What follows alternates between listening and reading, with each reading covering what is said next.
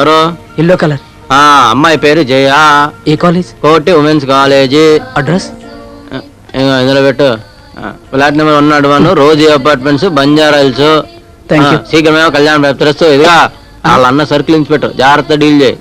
పేరు చెప్పక వెళ్ళు. నెక్స్ట్. సుధా నువ్వా? ఏంటి పేర్లు నువ్వు అడగాలి కదా, అతను ఎందుకు అడుగుతున్నాడు? పైగా డబ్బులు ఇచ్చాడు. అబ్బో ఇది అన్ని చూసేసిందా? అది అది ఒక మంచి కాపీ లాంటి సినిమాలే. నువ్వేంటి దారి తప్పొచ్చావు? గుడికని రాలేదు, నీతో పనుండి వచ్చాను. అవునా? ఇదిగో ఈ ప్రసాదం తినుకుంటూ కూర్చో, వస్తున్నా తొందరగా. చేస్తా. నెక్స్ట్. పేరేంటి?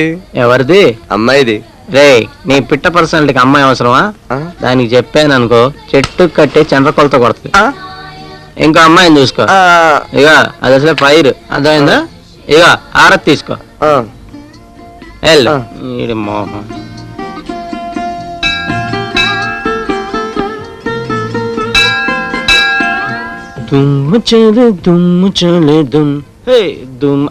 ఏంటి సుధా, ఏంటి విషయాలు చెప్పు. అవధాని, నేను కుమార్ని లవ్ చేస్తున్నాను.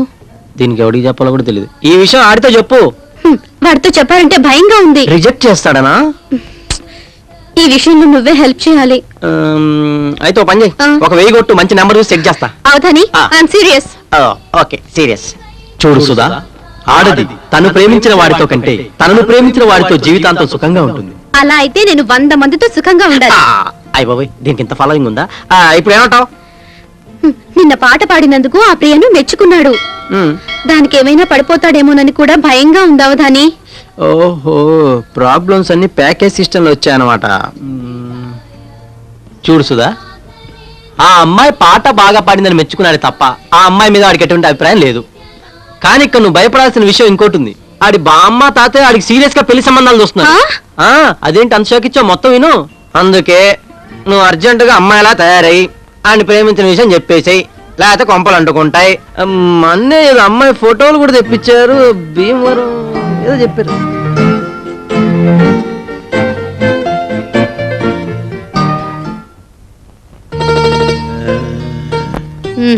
ఈ అమ్మాయి ముక్కు పెద్దగా ఉంది, వద్దులే. అమ్మో, ఇంత లావుట్ అమ్మాయి అయితే నా మనవడు తట్టుకుంటాడా? వద్దులే.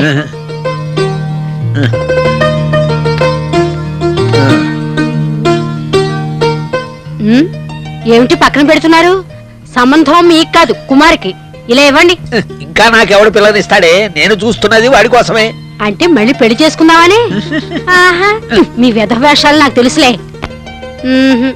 ఇందులో ఒకటి అమ్మాయి ఫోటో లేదు. మరి ఉన్నవన్నీ అబ్బాయి ఫోటోలే అని అర్థం. అదేమిటి అలా పడిపోయాడు? నీ దెబ్బకే. ఇదిగో ఈ మాత్రం దానికి పడిపోతే ఎలాగయ్యా బాబు?